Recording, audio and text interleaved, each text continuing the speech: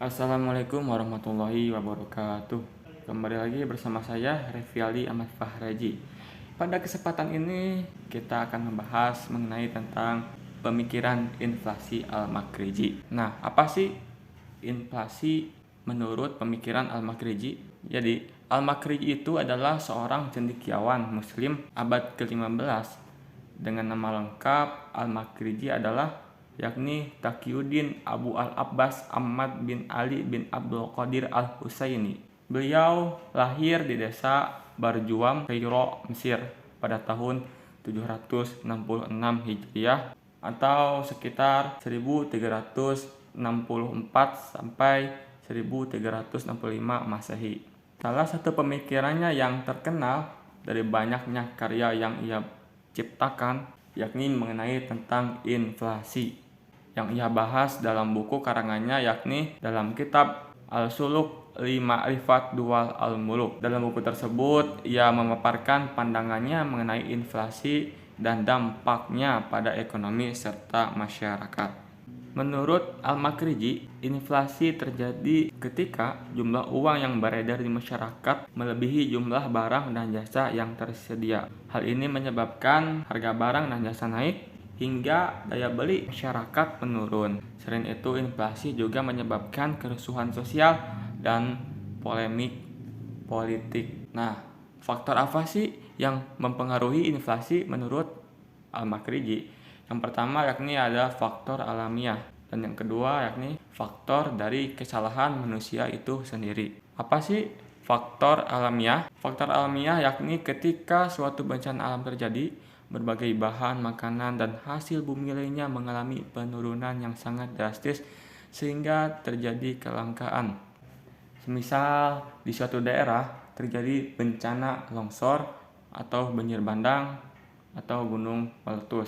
Nah, padahal di suatu daerah tersebut yaitu sangat daerah yang menghasilkan bahan-bahan pokok pertanian, misalnya beras, jagung, singkong. Ketika terjadi bencana tersebut, otomatis lahan-lahannya hancur. Nah, di sana terjadilah kelangkaan. Itu yang bisa disebut dengan faktor alamiah. Nah, yang kedua ada faktor dari kesalahan manusia itu sendiri.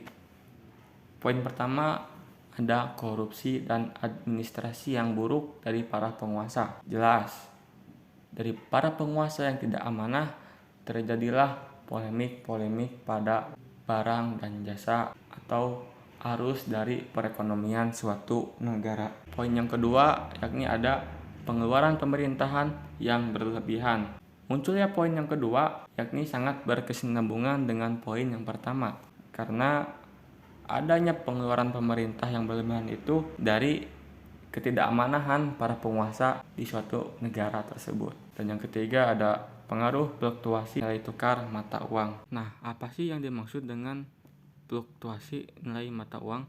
Jadi, fluktuasi nilai mata uang adalah naik turunnya harga suatu mata uang dalam negara dibandingkan mata uang negara lainnya. Selanjutnya ada dampak inflasi pada masyarakat. Nah, apa sih dampak inflasi pada masyarakat? Nah, yang pertama yakni harga barang dan jasa naik. Yang kedua, dari dampak inflasi pada masyarakat yakni dapat menyebabkan kemiskinan dan pengangguran. Karena perusahaan-perusahaan sulit bertahan akibat biaya produksi yang semakin tinggi sehingga perusahaan tidak membuka lowongan kerja untuk para pengangguran. Malahan perusahaan lebih dominan mem-PHK karyawan-karyawannya. Terakhir, dampak dari inflasi pada masyarakat yakni dapat memicu ketidakstabilan sosial dan politik. Contohnya, meningkatnya tingkat kriminalitas, kesenjangan sosial, kenakalan remaja, dan lain sebagainya. Selanjutnya ada perbandingan pemikiran Al-Makriji dengan ekonomi modern. Walaupun Al-Makriji hidup pada abad ke-15, pemikirannya tentang inflasi masih relevan hingga saat ini.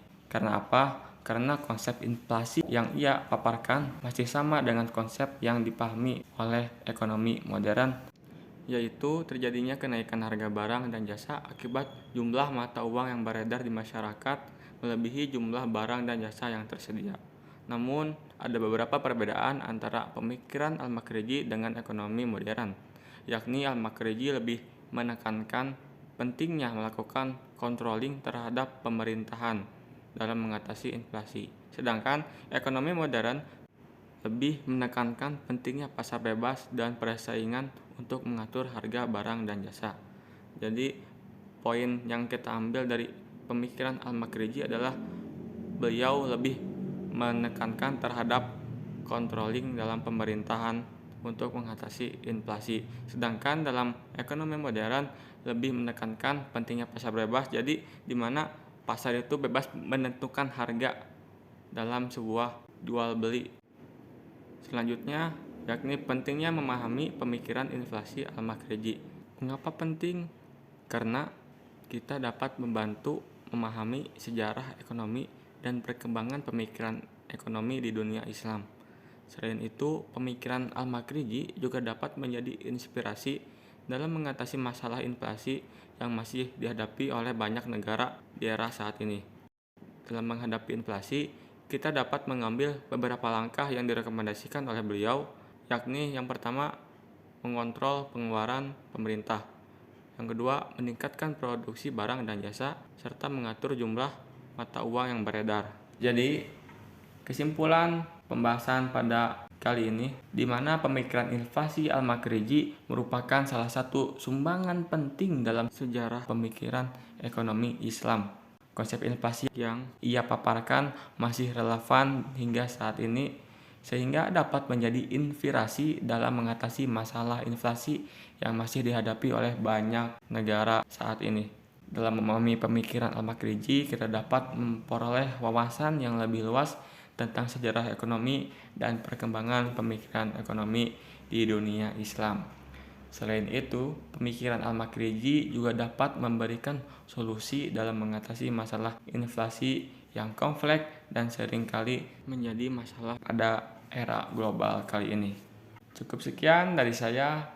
Terima kasih. Thanks for watching. Assalamualaikum warahmatullahi wabarakatuh.